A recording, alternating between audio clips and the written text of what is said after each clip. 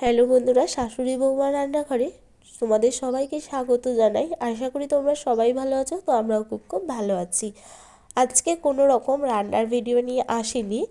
আজকে তোমাদের সাথে শেয়ার করব এক নতুন ভিডিও। তো আমার এই ছোট্ট বাগানে দেখো কত সুন্দর ফুল হয়েছে, তোমরা দেখতেই পাচ্ছ।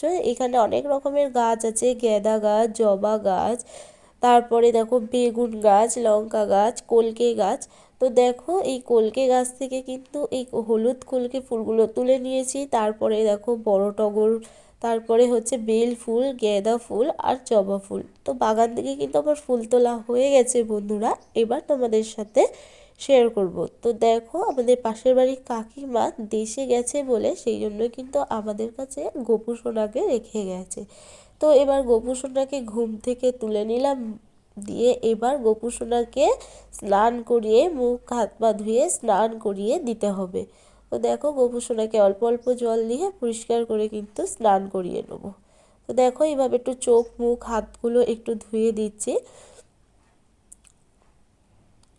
তো সকল বন্ধুদের দোল পূর্ণিমার শুভেচ্ছা জানাই। সবাই ভালো করে রং খেলো। তো দেখো এবার গোপু সোনাকে স্নান করে টাওয়াল দিয়ে মোছানো হয়ে গেছে। এবার একটা সুন্দর জামা পরিয়ে দিলাম। এই জামাটা গোপু সোনার মা কিনে দিয়ে গেছে গোপুর জন্য। তো দেখো গোপু সোনাকে মালা দিয়ে গলায় আর হাতে বাঁশিটা ধরিয়ে দিলাম।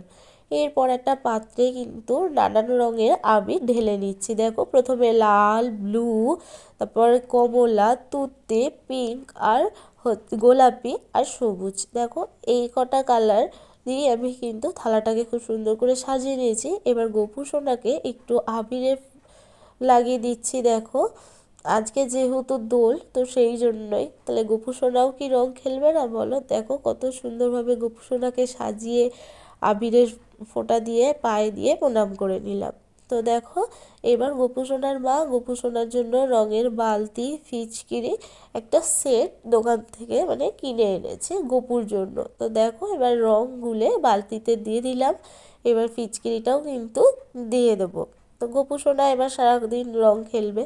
এবার রঙের ডাব্বাগুলোর ঢাকা খুলে নিয়ে তার মধ্যে কিন্তু আমি দুটো কালারের আবির দিয়ে দেবো, লাল আর গোলাপি।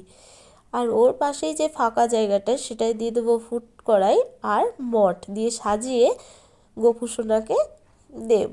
তো এবার গোপু সোনাকে কিন্তু স্নান টান সবই করিয়ে একদম সাজিয়ে গুজিয়ে কমপ্লিট করে দেওয়া হয়েছে। তো গোপু সোনাকে এবার আমি সিংহাসনে বসিয়ে গোপু সোনার এই থালাটা যেটা সাজিয়ে রেখেছি সেটাই গোপু সোনাকে দিয়ে দেবো ধরে। তো কাদের বাড়িতে এরকম গোপাল আছে তোমরা কিন্তু অতি অবশ্যই কমেন্টে জানাবে। আর গোপালের কীরকমভাবে তোমরা সেবা করো বা আজকের দিনটা কিভাবে তোমরা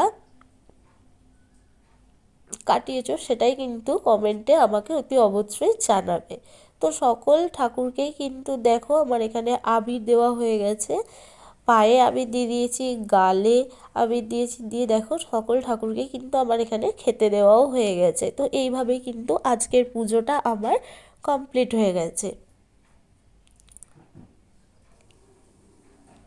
তো দেখো আজ আমাদের গোপু সোনাকে কেমন দেখতে লাগছে। তো এবার আমাদের বাড়ির ভেতরেই আর কি বাইরের যে ঠাকুরতলা সেখানে কিন্তু এবার ঠাকুরের দেখো বেদিটাতে আবির দিয়ে কত সুন্দর সাজিয়ে দিয়েছি। ঠাকুরতলায় তুলসী দেবী, মা মনসা আছে, মা শান্তিকালী আছে, লক্ষ্মী ঠাকুর আছে। সকল ঠাকুরকেই একটু করে আবির